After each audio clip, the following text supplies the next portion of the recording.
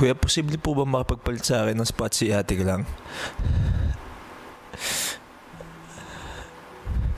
Posible po ba yun? Magkasundo naman po sila ni Mika, kuya. Sa tingin ko po, maintindihan naman ni Mika, kuya.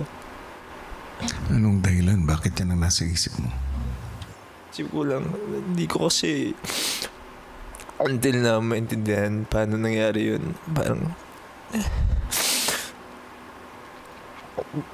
deserve po nila Ate Clara and Shuvi yung spot dito sa bahay niyo. And siyempre for Shuvi, wala naman po magagawa kasi hindi naman ako kapuso. Yung pwede ko lang gawin sa kanya is be a friend to her, kuya, and hindi ko din naman magagawa yun habang nasa loob ako. So, yun ang naisip kong paraan. I think, kuya, more than that talaga, yung naisip ko lang talaga.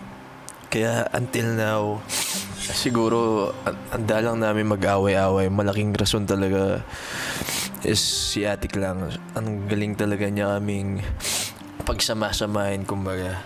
Malaking parte niya sa aming lahat. Naunawaan ko, Brent, na hindi madali na mawalay sa isang tao na malapit sa iyo. Ngunit sa isang banda, ikaw na rin ang nagsabi na si Clarice maraming na ibabahagi sa inyo, maraming nagagawa sa inyo. Ibig sabihin, marami kayo natutunan sa kanya. Marahil, ito na yung pagkakataon para patunayan sa kanya na talagang meron nga siyang nagawa para sa inyo. I'll make her proud, kuya. I promise. Saka, I'm praying na yung pagmamahal na nabigay niya sa amin dito bumalik sa kanya ng tenfold, kuya. As in, sana. Kasi grabe, ibang klaseng tao, kuya. Madalang ka lang makakilala ng ganun. Swerte ko, nabigyan ako ng ganun pagkakataon, kuya.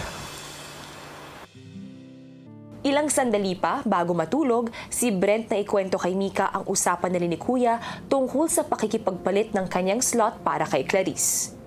Like, ala ko balak sabihan din kaya ka. Kaya ako mo naman sinabi kasi duutan di ba? Exactly. And ako naman, kasi ako pa naman finaling decision ko. Feel ko muna at that moment na tsukat ng kilob na ito yung feel kong istong gawad. Naintindihan ko. Pero syempre, masakit mo rin. Naayake pa, like, ay ko nag-ask permission. Manda. Awa. Pinbuing exactly. decision ko. Oh, sorry. Sorry kung... na ako kilob. Gets ko naman, pero you can't take it against me na...